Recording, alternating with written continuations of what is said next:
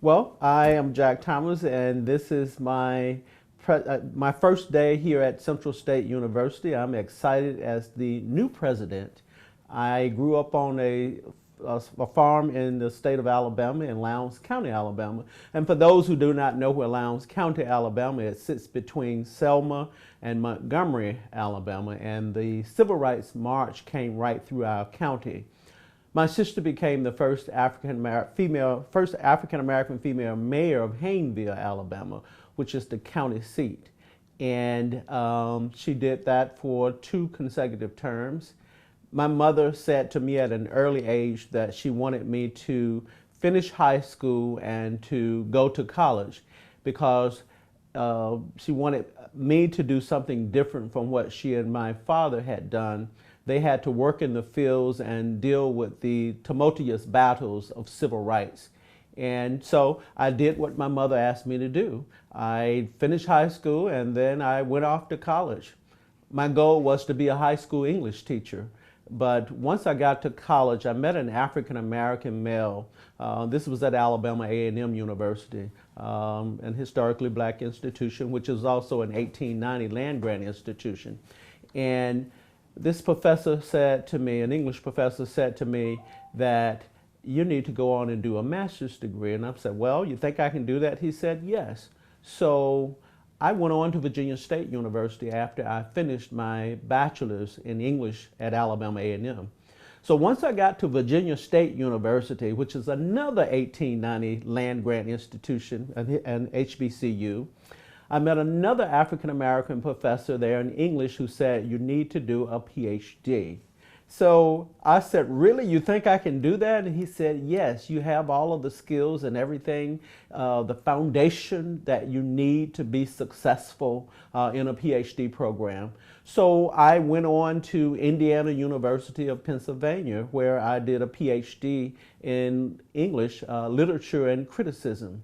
My first position was at Johnson C. Smith University, a historically black institution, a private institution, where I started there at the age of 23. And then I went on to South Carolina State University, where I taught there. And from there, I went to the University of Maryland Eastern Shore. And South Carolina State is an 1890 land grant institution, as well as the University of Maryland Eastern Shore is an 1890 land grant institution. And I stayed at the University of Maryland Eastern Shore for 14 years. Started there as an assistant professor in English, became tenured full professor, became chair of the Department of English and Modern Languages. And then I did an ACE fellowship. A new president came on, Dr. Dolores Spikes, first female president that they had at the university. She came from the Southern University system, where she was the first black chancellor in the United States. But she encouraged me to apply for the ACE Fellows Program, which is the American Council on Education Fellowship. And then I got the fellowship. My first part of my fellowship, first semester, was with Freeman Hrabowski at the University of Maryland, Baltimore County. He served as my mentor for the past 20 years.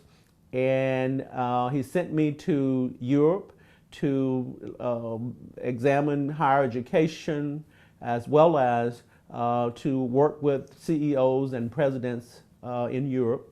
And then when I went back to my home institution under Dr. Dolores Spikes, who was the new president then, she sent me to the Salzburg Seminar in Salzburg, Austria, where I studied with 9 countries around the world. And my ACE fellowship was great. It was a year-long fellowship, and it was just wonderful. And I had two great mentors.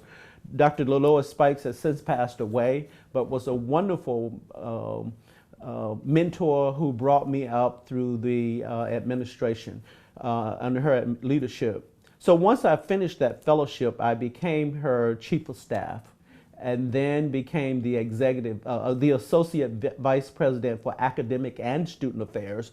And then I ended up doing student affairs for 1 year as the CEO of student affairs. Didn't want that experience, but I think that was one of the best experiences that I could have had by looking at coming from the academic side and understanding the student affairs side. So it gave me invaluable experience. And then from there, I went on to become the executive vice president. And then Dr. Spikes at the time became ill, and then the University System of Maryland appointed me as the interim president. I did that for 1 year, and then from there I went on to Middle Tennessee State University as the senior vice provost for academic affairs. And from there I went on to the Western Illinois University. I was recruited away as the first African American provost and academic vice president. I did that for about 3.5 years, and then the president decided that he was going to retire, and I entered a national search and became the 11th president of Western Illinois University, the first African American president at Western Illinois University. I did that for 8 years, and then I went on to become a senior fellow for ASCU, American Association of State Colleges and Universities. And now I'm here at Central State University, where I first got my start at historically black institutions. And I feel that this is a great fit. It is a great opportunity for me.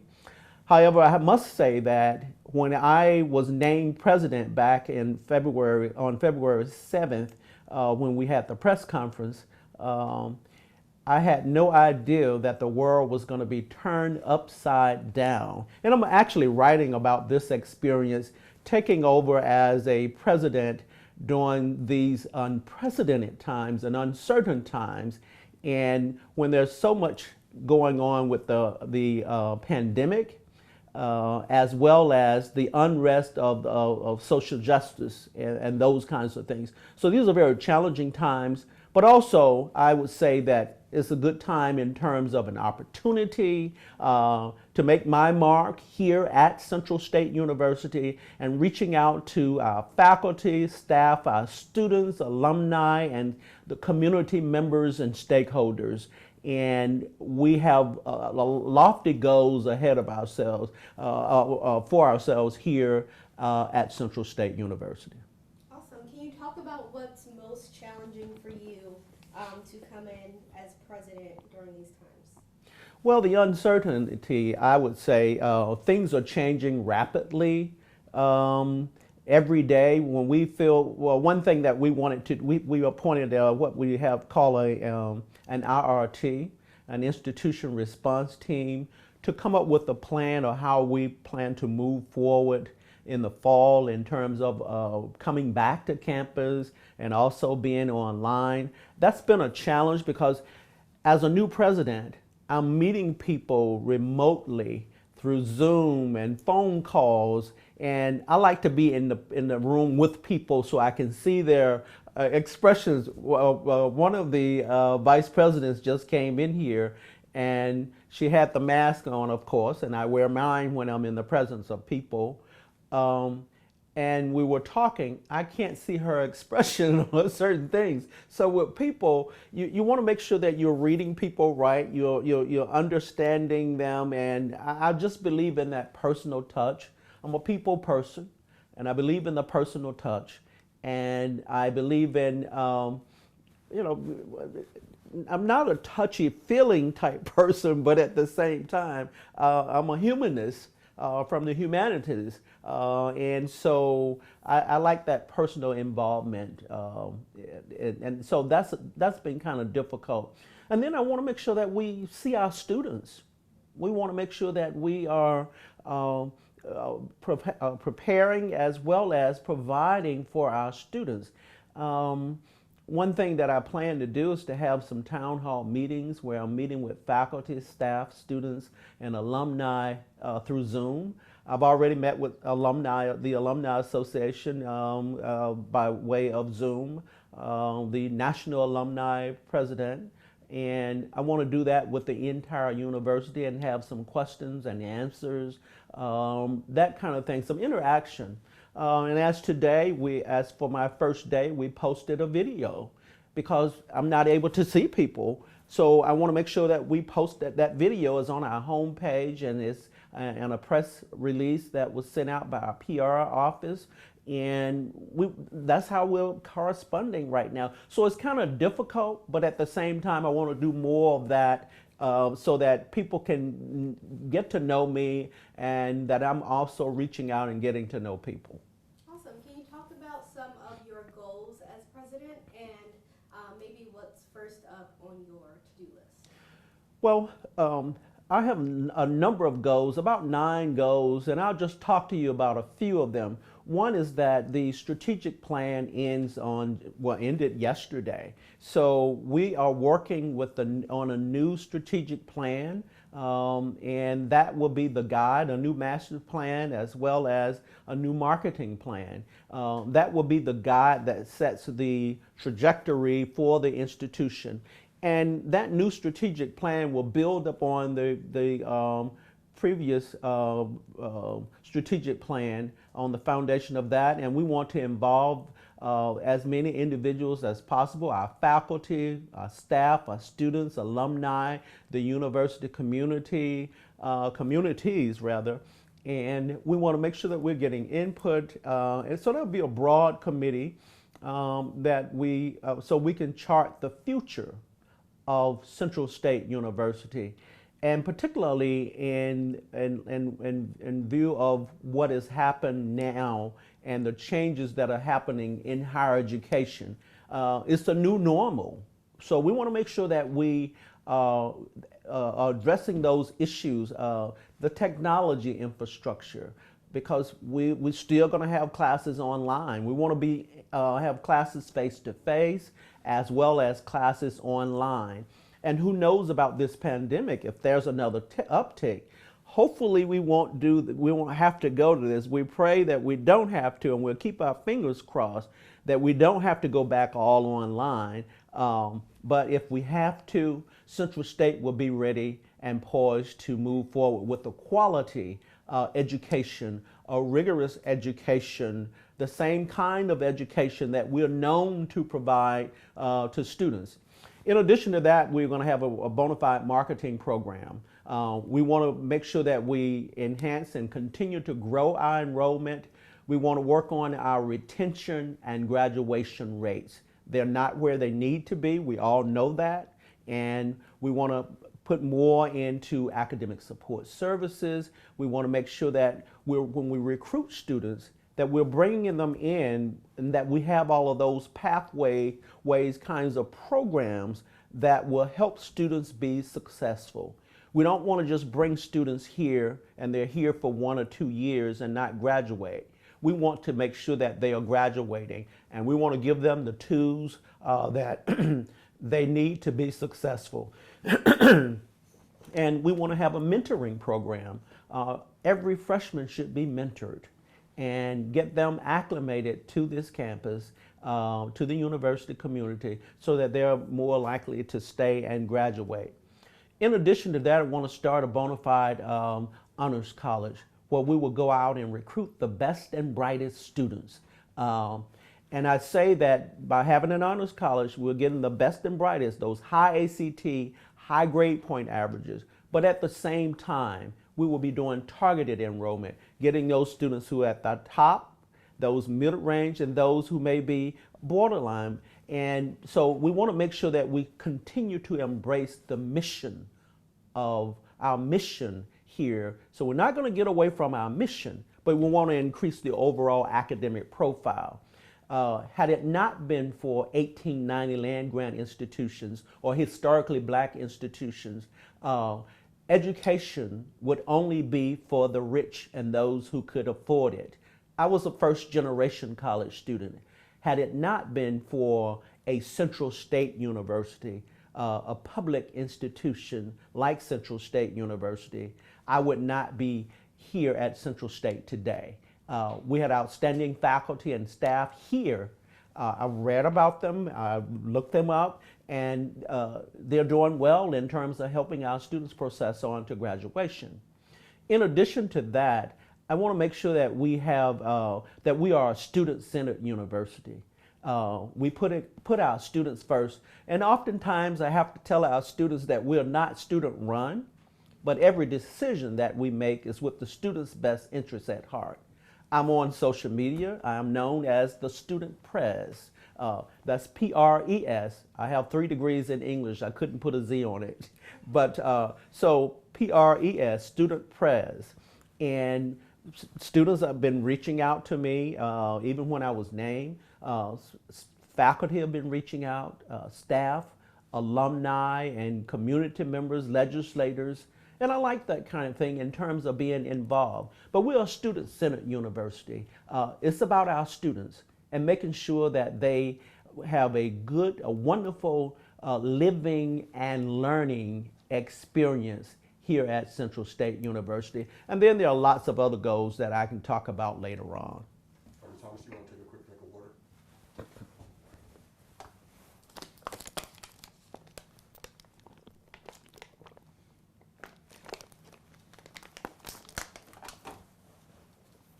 Thank you.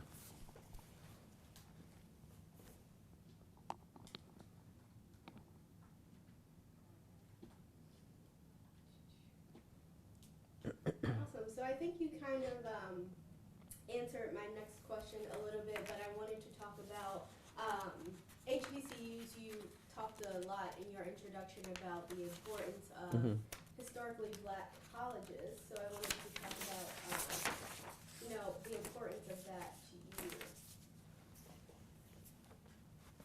As a product of 2 1890 land-grant institutions, 2 historically black institutions, I felt that I got a great education. I learned more about our history and tradition, those classes.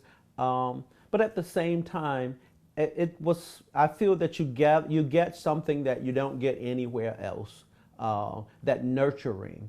I grew up, as I said, in Lowndes County, Alabama, in a very small rural community where we had that family environment, that nurturing environment, people who care and people who are reaching out. I feel that you have that family kind of environment at HBCUs, and that's the kind of education that I got. And then from there, because of that nurturing, people telling you that you are special, you are unique, you can do whatever you set your mind to do, that students can do whatever they set their minds to do. You can be successful. You're unique. Those kinds of things that permeate in your mind. And then once you leave the HBCU experience, you can go anywhere in the world to be successful because you have been prepared. And I think most importantly is that you have that self-esteem. Is what we need in order to maneuver all of the things that come at you as a person of color. Granted, in this world, particularly with the unrest that we are facing now, a number of things that happen when we see it on television, I've experienced those things all my life. Unfortunately, I've experienced them all my life. It's nothing new when we see these things. It's just that they're now coming to the forefront. And I think HBCUs prepare us. Awesome. What are you looking forward to most during your time here? Well, I want to make sure that as a president, that I am affecting lives and transforming lives from the highest level of the academy. And there's no more, I guess, no better experience than being at the helm of the university and helping to chart change, education. What we do in higher education is that we transform lives and we help individuals to believe and see things that they can't see themselves. We help them to move from one level to another. and education is supposed to transform a life, an individual's life for the better. So we want to make sure that they get a quality and well-rounded education, and they can go on to graduate and professional school and into their careers. Those are the things that I hope to see. And the most exciting thing for me as a president is to see a student come across the stage receiving his or her degree in hand. And I know that I had something to do with that. Awesome. Is there anything else you would like to add that I haven't already asked you? Anything you guys think you might have missed? Dr. Thomas, you might want to briefly talk Is about. this the release that was sent out to? Yep. Might want to briefly talk about plans for the class of 2020 that had to do the virtual commencement. Okay. Ready when you are. We know that the class of 2020 had to make various kinds of sacrifices, and those were a very tough decision that the previous administration had to make. And I want to say to the class of 2020 here at Central State University that when things get better, we will honor you in another way, hopefully in person at a later date.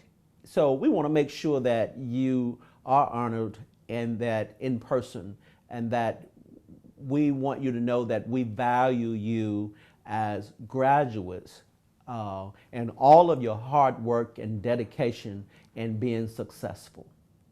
Awesome. I'm just looking over this. I think we hit everything. Blue Ribbon Task Force. Yes. One thing that I did was to form a Blue Ribbon Task Force, and that's made up of individuals from the 1890 land grant community, as well as it's a broad community of individuals with lots of experiences, former presidents, former deans, vice presidents, and even someone from the public school system come in to look at what we're doing and to give me advice about our structure, our leadership team structure, the structure of the university. And that team will help us to kick off our new strategic plan. The things that will be recommended will be utilized in our new strategic plan. And then, as I mentioned, the strategic plan will involve a broad committee, faculty, staff, students, alumni, community members, as we come forth with where we're going to go and move, how we're going to build upon the foundation that has already been laid by my predecessor. And finally, I just want to say that I'm excited about this opportunity. It's a great day to be a Marauder, a Centrillion, and a member of this great Central State University community. One more thing, Dr. Thomas, we plan to be open in the fall, and we're actively recruiting students. Absolutely. Okay.